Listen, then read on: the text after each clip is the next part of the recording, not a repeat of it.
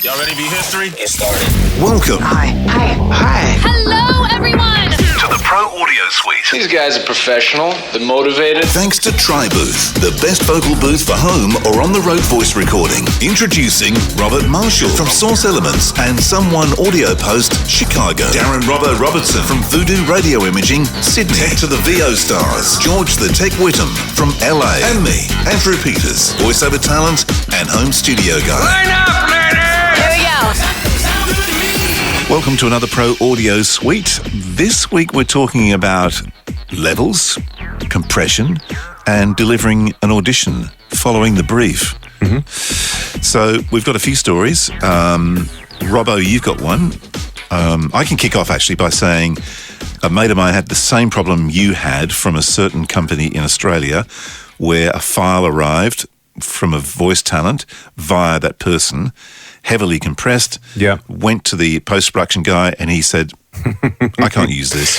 Yeah, well, I can't use it. And I said the same thing. I got some files against my advice to the client. I got some files from an Australian internet voiceover provider. And basically what I received from them in terms of voiceover was a finished mastered voiceover file.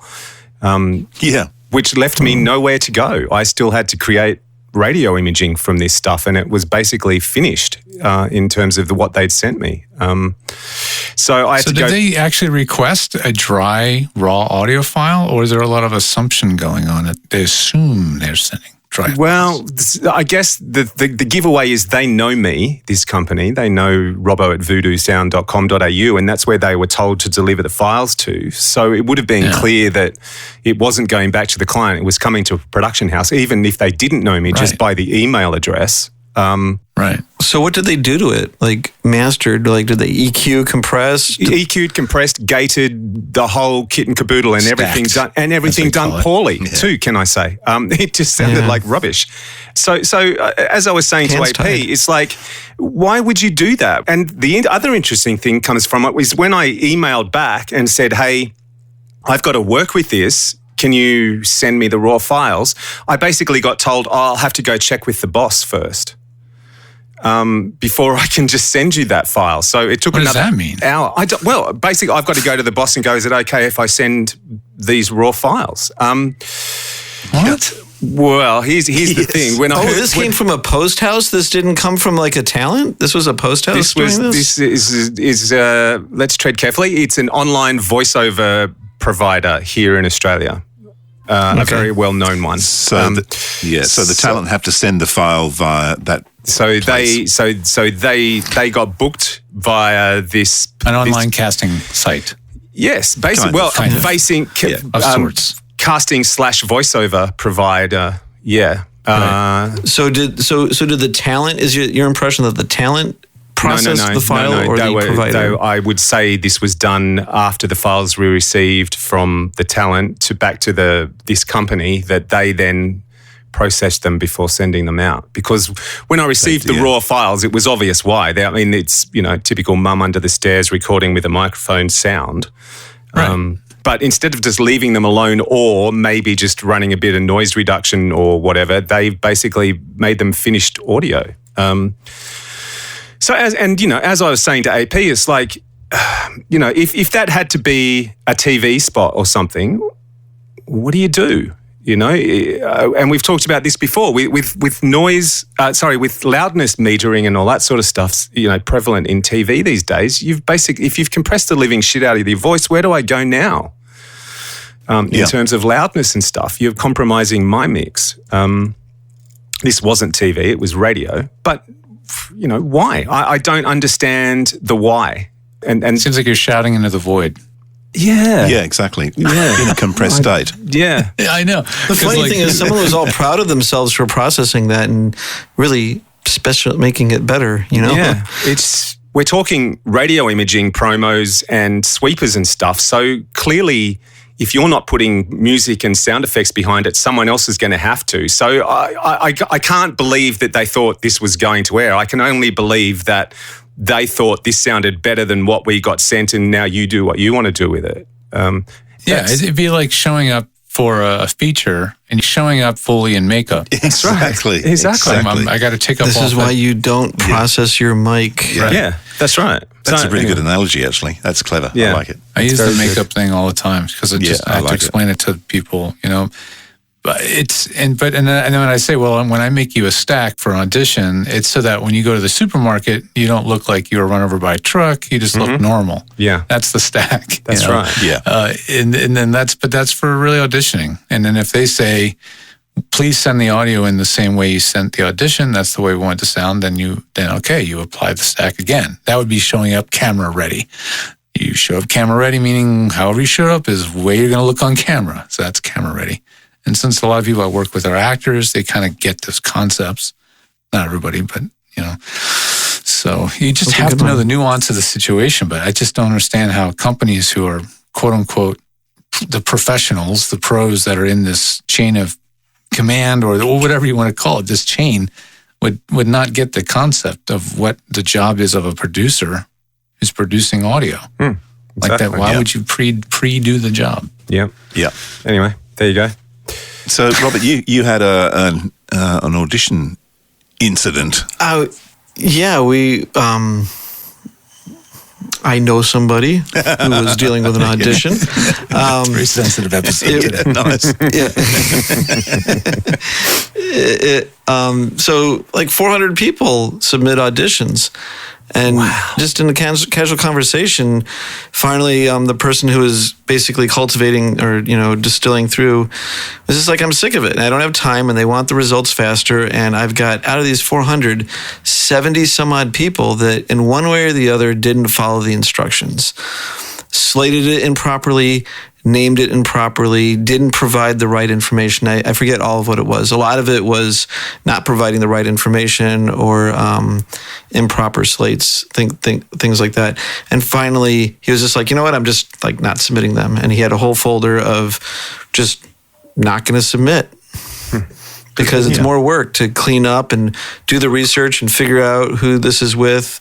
And I'm not sure how much of that was coming from agents and how much of that was coming from talent. I have a feeling it was more like agents not really cleaning up and checking out everything that was submitted to them and just sort of passing it on. Here you go, here you go, here you go.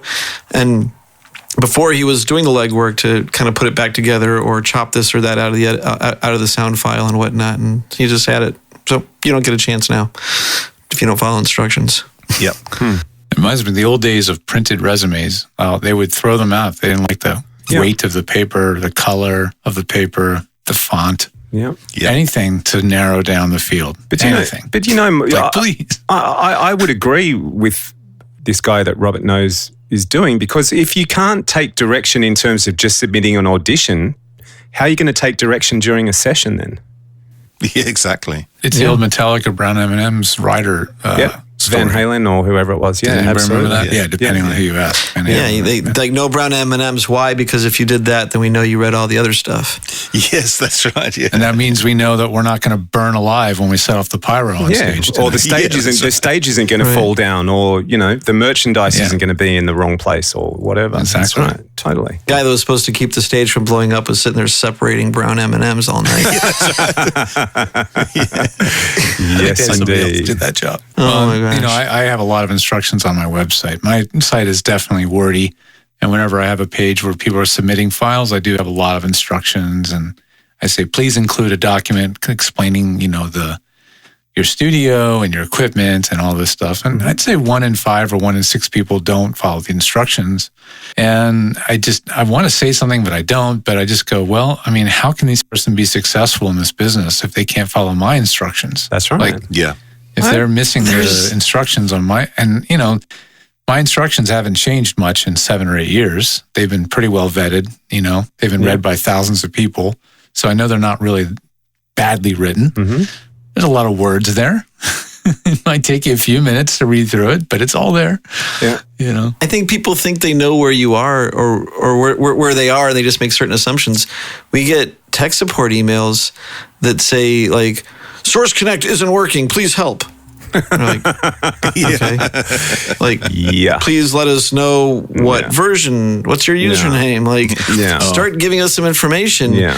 And usually people write back with like, okay, here's some more information, like send us screenshots, whatever we say, like, but sometimes people write back with like just another version of like useless, it's not connecting. Barely like, like narrowed it down a little bit. There's still like 100 reasons. Like, and then after about 10 emails, they finally come back with, well, our internet provider's down at the moment or something like that, I bet. Yeah. Or I rebooted my computer and it works now. Never mind. Yeah. Similar thing. There was a Facebook group post. Somebody was like, that problem, wah, and didn't provide any, salient information, like what interface they're using, really almost nothing, right? Yeah. People are so needy, not the people asking the question, but people are so needy to be validated to provide the answer.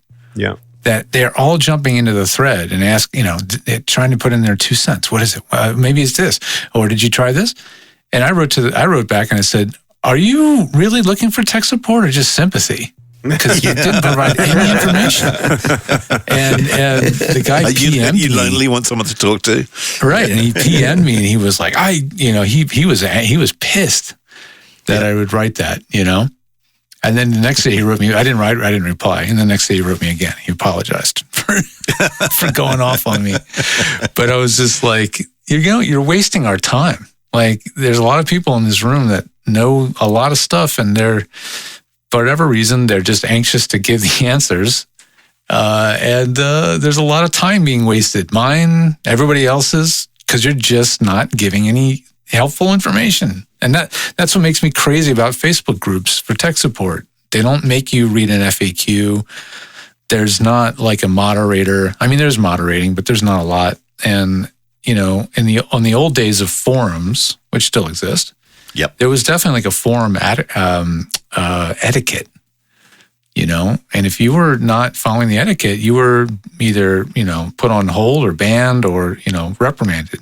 Because not it's on like gear sluts. Yeah, right.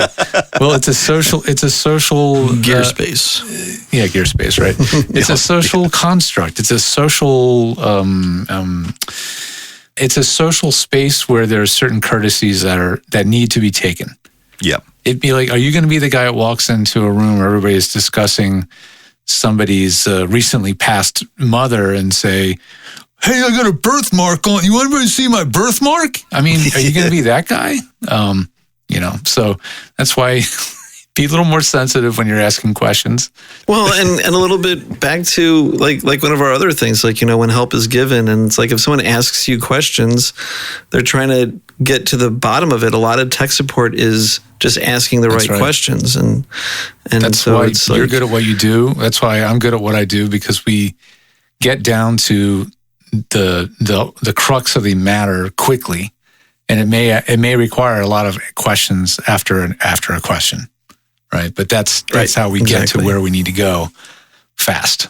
Yeah, that's crucial. And some people just want, whatever, they feel that they just need attention now, but exchanging a bunch of emails back and forth that look like you're giving them attention, you are, but you're not getting to solve the problem. Maybe that's okay for you, but for the person that has a docket of emails to go through, and I'm sure you have your own stuff to go through, why extend the process? Right. It's about effective use of time. We respect our time. We respect our own time. Hopefully we do. We should be respecting our own time, but we also respect your time, and we want to get whatever it is we're solving, we want to solve quickly and move on to the next thing. And I'm sure you want to get it done with too. Yeah. There was one other thing with the auditions. He was noting that some of the voices. So the agency says, like, do you want us to narrow down the audition? And the agency's like, no, like, audition everywhere, the whole country, but don't give us 400 million options.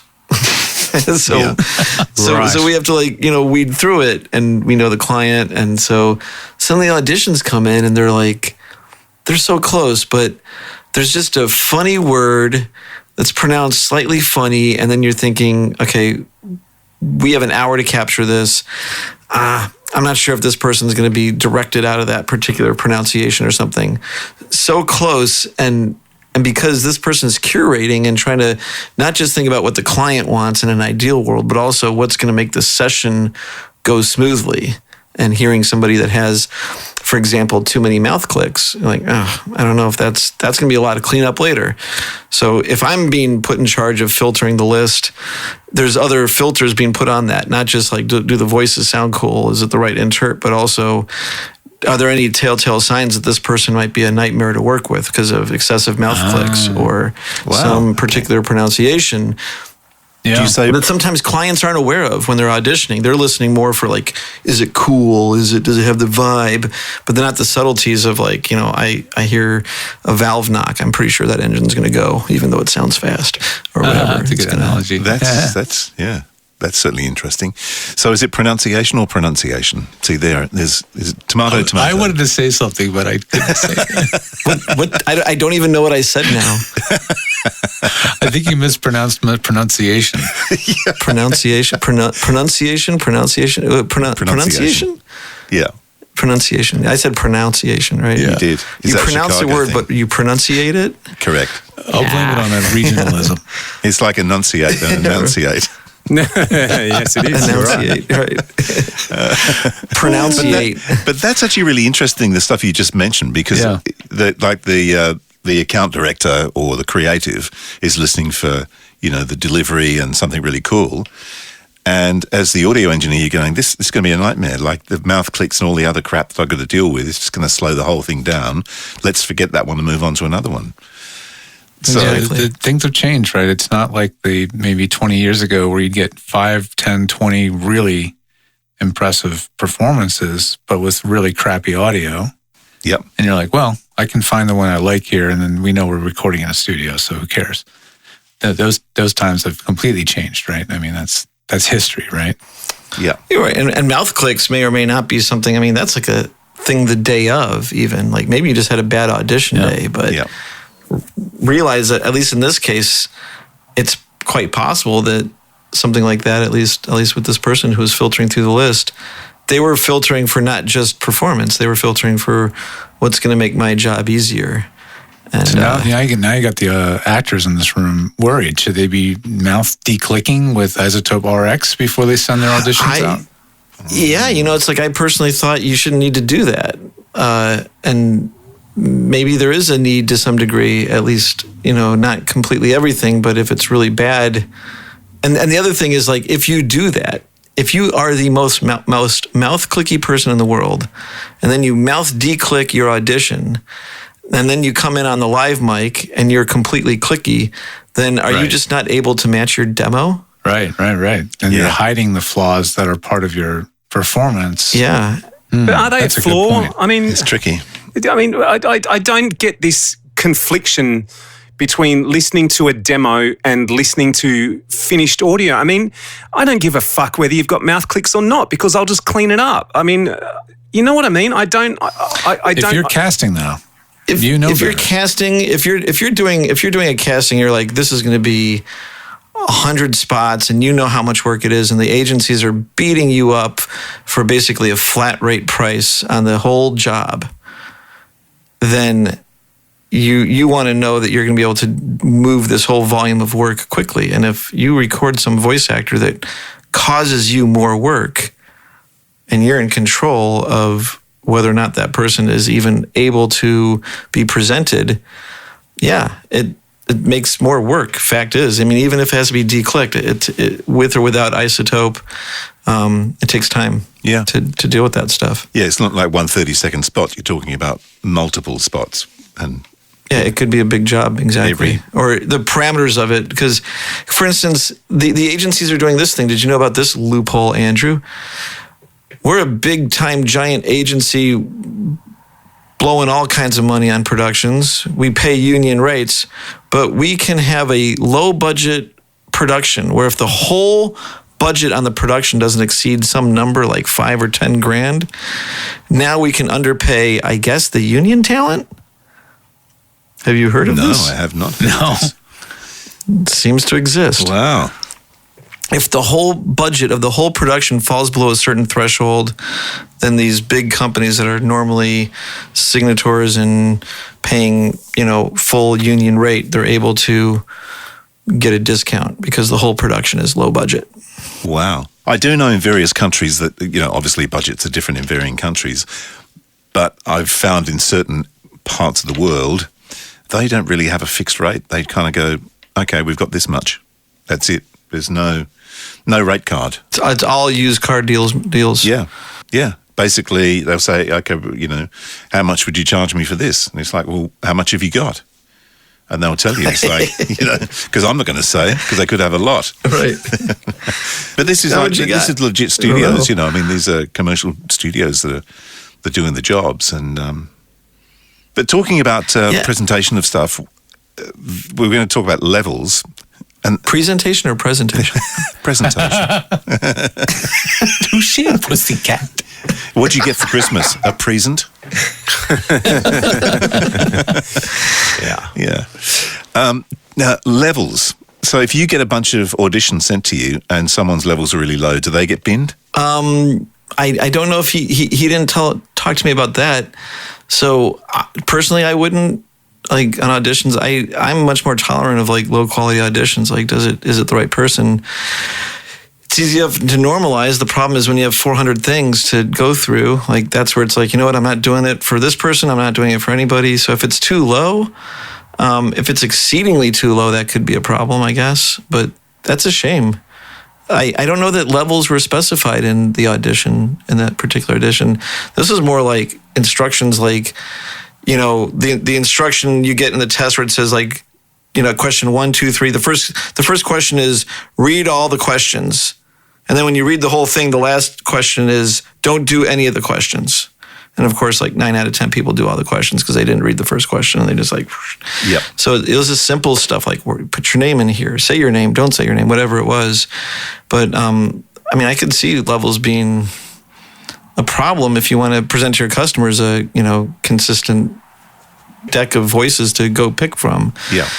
So you either have to solve it for them or not present that option, or somehow you look bad to your client because you're giving them levels that are all over the place. Can we establish can we just come up with a LUFS or an RMS that audio should be sent at? Yeah. Minus 20. But minus 20 for raw audio, because there's some raw audio that has too much dynamic content to be able to do a minus 20 RMS. That would require some compression.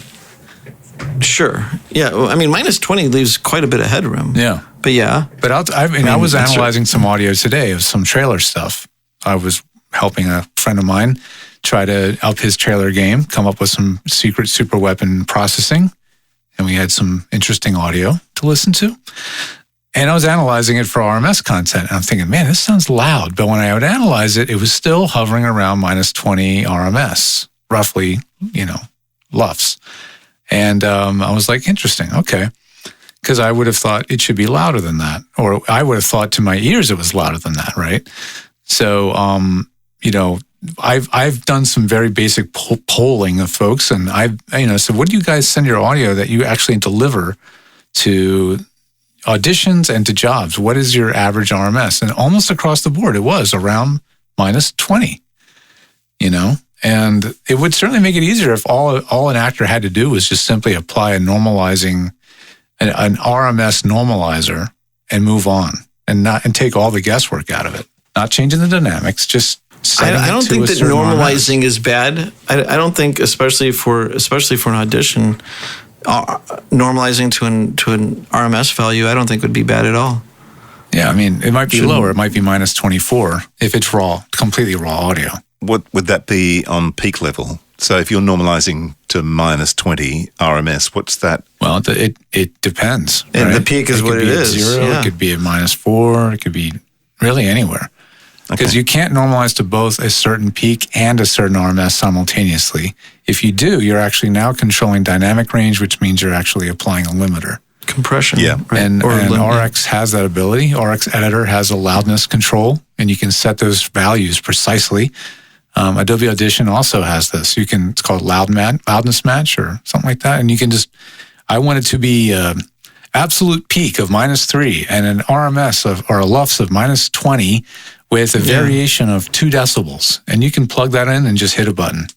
And every file will be exact. NewGen has that too. Yeah. Yep. like LM correct. Right. Yeah. So there is a way to do it. Not every program has it. But should we be doing it, or should we just use an RMS normalized standard that we all just use? I think the thing to do is to do an RMS normalized standard, and if the RMS level is low enough that you've got a significant amount of headroom, which minus 20 is pretty good. I mean, that's 20 decibels of volume till you peak. But it's pretty good for narrative, but for character stuff, it's... Yeah, you might be at like minus 30 or something. Yeah. So it really does depend on what you're delivering, because character work, the dynamic range is way wider. Are we talking finished audio here, or are we talking demo still?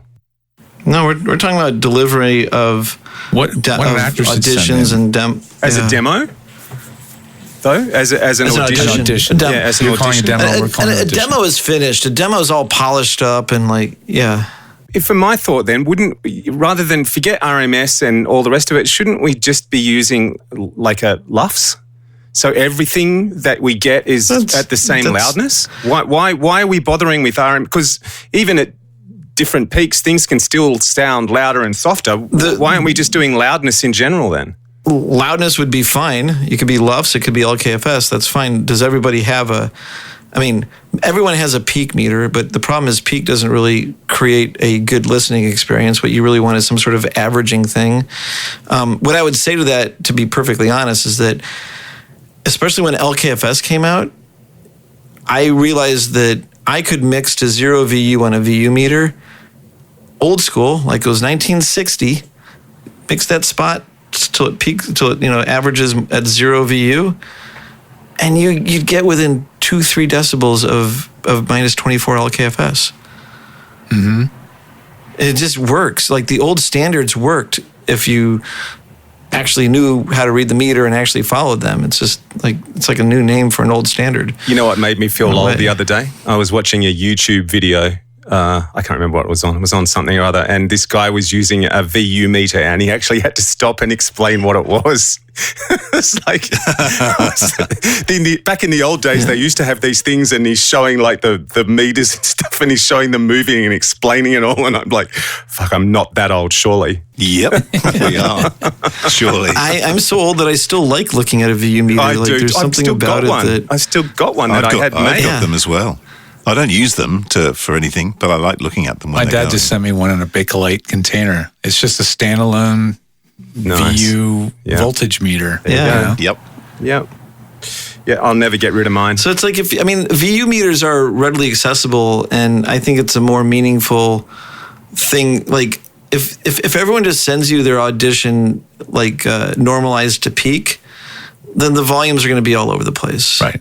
But if people send you a VU audition normalized to an RMS, that'll be close enough to something like a loudness standard, like LKFS or LUFS.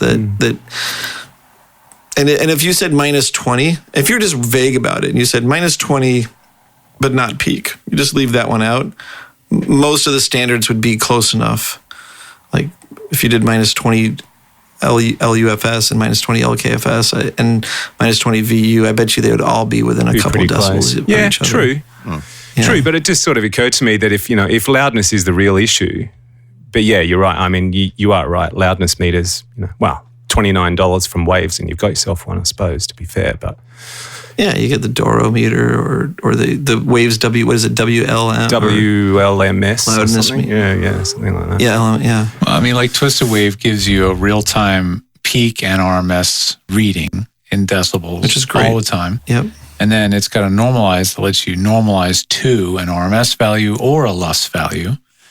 You can also say, do not make the gain, even if I RMS to minus 23, do not increase the gain more than so many dB. You can even set that, Yeah.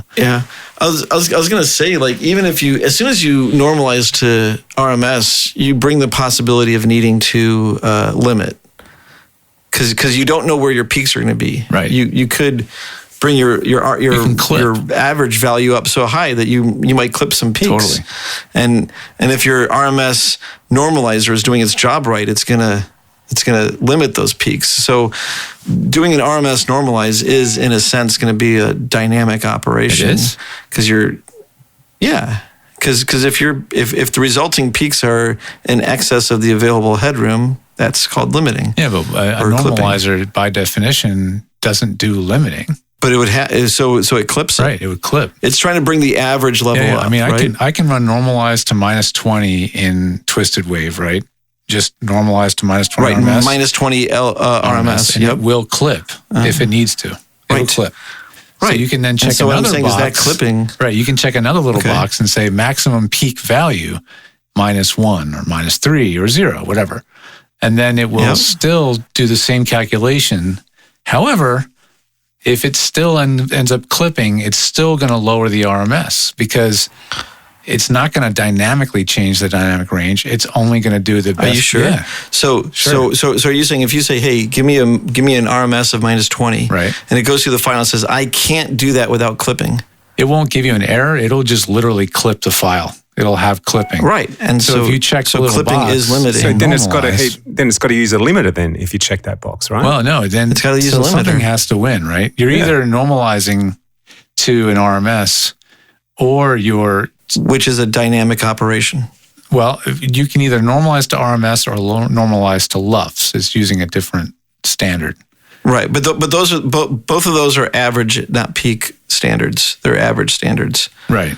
Okay. Yeah. So as soon as you say, I want to target this, I'll give you a good example. If you say, I want to normalize this to zero digital True peak. V, true peak. there's true peak I want and my there's regular average. peak. Right. Okay. So, but I want my average to be 0. I'll try that Then sometime. that thing's going to normalize it into a bunch of Try noise. that sometimes. People have Right. done that by Because mistake. They'll set it to -3 and not realize it was on the RMS, and then they get this wall of distortion. Yeah. Right. It's hilarious. So the point is that normalizing to RMS is a dynamic event, a dynamic in the sense of limiting or compression. Well, it's dynamic to the point where once it hits 0, it's clipped. yes. If that's what exactly. you mean. Unless you tell it not to. Yeah. If you tell it not to. But you can't tell it yeah, not well, to. in twisted wave, Then the you only can. then You the can- only choice it has is to say well, it in can't. twisted wave, I can can't check a achieve box that RMS. that says maximum peak -1. Right, and so it's peak limiting. Yeah, so it's got to But run then a the peak limiter. RMS will actually be lowered. It won't actually reach. So it the won't target reach the RMS. target RMS because the peaks Right. won't allow it to. Right. Okay. Right. Yeah. Yeah. Okay. That's how Gotcha. it works on twisted wave. But that's the problem. So Every in DAW twisted has wave different rules. Different. In twisted wave, if you try to RMS normalize to a level that is louder than the peaks allow, it will just give you a lower RMS. Yeah. Exactly. Okay. Okay, here's one for you then, because Steinberg Wavelab is a mastering suite. Right. It's a stereo mastering suite, which I use. There is no normalizer for RMS. The only level normalizer is peak level. They don't provide a Because it's luster CD RMS. mastering. Because they don't care about, like at that point, the CD mastering is basically about getting it as loud as you can. Yep. There's no real, I'm averaging this level. Essentially, the question is, how loud can you get it to average before it sounds like absolute garbage? Which I would argue a lot of CDs sound kind of bad. Yeah, that's why we have the loudness rules and Yeah. loudness wars of the loudness wars of the Right. 2000s or the aughts or whatever it was. Yeah. Yeah. Yeah, like started in the 90s. I mean, it started as soon as the Waves L1 came out. That thing Yeah. was just, Yeah. Right. it's like, That old chestnut, yeah. which I still use. So if you're I gonna, should say. so if you don't have an RMS or LUFS normalizer, then and you've only got a peak level normalizer, would you set your peak level at -3 dB or anything really? The reason why I use a -3 decibel peak on stereo files is because that way, if someone sums them to mono, you don't clip. But minusing or normalizing a mono file to -3, I don't know if that makes as much sense unless it gets because it's not going to get doubled up in some and added to the gain by monoing it. It's already mono. We have this conversation. We pretty talk hard. about setting gain levels on VOBS Yeah. like every month, right? Because nobody seems to know. There isn't very, very clear guidance on this. Dan tends to lean towards kind of older school You really need to be peaking between -6 and -3. And my theory That's loud. That's loud because that's harder to control clipping as an actor, right? It's harder as an actor to be that close to blowing up your engine, right? Especially not with a compressor. I mean, between -6 and -3, Right. he's giving you a 3 decibel Right. Yeah. window. And it's you need a compressor to hit basically that. saying a little in the red is okay. And I used to agree with this entirely, but now it's like now with 24-bit recording, and we've talked about this before, right? Yeah. There's so much more dynamic range content that's being stored or captured. And you've got everybody, even a Scarlett Solo is 24-bit AD converters, right? So anybody can record in 24-bit nowadays and give themselves a break on the input gain. Give themselves more headroom, peak at like -12. I've been saying if you're in the yellow, let it mellow. If you're in the red, you're almost dead. Yeah. If you're in the green, you're a little lean. And if it's brown, you just shut yourself. I've always said like average is like, between -20 and -12, and then everything above -12 is performance and other things. But just leave yourself that it's always better to be lower than higher. Yeah, I mean, it'd be stressful trying to hit such a narrow if you came window from all radio, the time. like, see, that's the thing is Dan has radio training, right? And so his training is literally staring at a VU meter, right, while he's talking. But in voiceover, you just cannot be looking at a VU meter and acting. You can't be in the character and simultaneously watching the needle waving. I'm sure some people do it. That's my theory. I don't think you should. Record lower levels. That can only hurt your performance. Right. Yeah, that's my theory. Anyway. And again, I'm saying this from someone who's not an actor, but I am saying it from someone that does work with actors every single day and is always trying to figure out a way to hack this whole thing so the actor doesn't have to think about it so much. But the thing is, when you record, if you actually capture it peaking at -12, right? Once you've recorded and everything, and you've got everything set, you can just lift the gain up to whatever you like. You can peak at -3. Right. That's the normal. Especially if it's 24-bit. Right. Yeah. Especially you just bring if it it's up 24-bit. and it's fine. But the point is, I guess we're trying to get at is, A, should you do it? And B, if you do, what settings should you use? What's best practice? I reckon just moving the gain up. I don't think normalizing particularly. What's the difference? I believe don't worry about peaks. And if you aren't doing other processes on your voice, like already compressing it, already limiting it. So if you just have natural peaks and you get your average level around -20, you're fine. You don't even need to worry about peaks because peaks won't be an issue. Yeah. This is not going to happen. You're probably not even going to hit 0 on most performances. If you're a cartoon character, it's a completely different area because your dynamic range is now double and triple what normal things are. And so that's a different thing. But for all of the bread and butter announcer, voice IVR, all that kind of work, if you hit -20 average, you're fine. You don't even need to like you could. Back in the day, we didn't have peak meters. We had VU meters, and that's all there was. And peaks weren't a problem because the average level was such that there was plenty of headroom to handle the peaks. Well, also peaks were soft clipping a lot on tape. You're getting tape saturation and all kinds of other stuff. So it was a soft clip. Nowadays with digital converters, there's no soft clip. It's just once it passes 0. Yeah. Except for the trademarked and copywritten Apogee soft clipping. Apogee. No, but that is good technology, yeah. So I think in terms of answering this question, though, I don't know that there is an answer. I don't know. Well, I think you're right because I'm going to throw in my 5 cents worth in a second. Is that Australian? So what's that really worth? About $4 American. Well, my point was going to be, firstly, we don't have the audition process here, so maybe my observation's worth jack shit. But there's 4 of us on this show. All 4 of us have a different answer because my answer would be don't worry about noise, don't worry about peaks, don't worry about what level it should be. Just concentrate on doing the best performance you possibly can because at the end of the day, everything else can be fixed. If you've got the best performance that turns up for some spot that's being auditioned, surely no one in their right mind is going to overlook you simply because there's a couple of little clicks or pops or your levels aren't great. If that performance is exactly what we want, you've got the job. For me, worrying about all this other stuff is neither here nor there. Surely if you nail the performance 100%, everything else is irrelevant because you've given them So exactly are mouth what they're clicks looking part of the for. performance? I wouldn't worry about mouth clicks personally. No, I wouldn't, because that's Right. as an engineer, that's my job. And if I can't afford to do the job, and this is just me, but if I was looking at a job and it came down to whether I had to take out mouth clicks in a voiceover or not, in terms of whether I could afford to take it for the price they're offering, I'd be going, should I be taking it at all? Because if it's that close to the borderline, you know what I mean? It's like I'm an audio engineer. That does right, but that does happen. Well, Yeah, that's like, the audio that engineer's does come problem. up. That's not the voiceover talent's problem.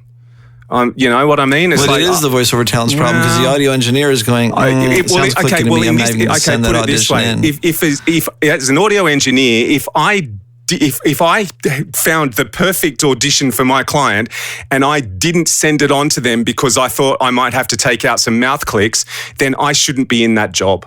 Because my job is to provide my client with the best person to do the job for them. And if I can't do that, then don't do it. You know, I don't know. Maybe I'm old school. Or your job in this case is to deliver the production on time and under budget.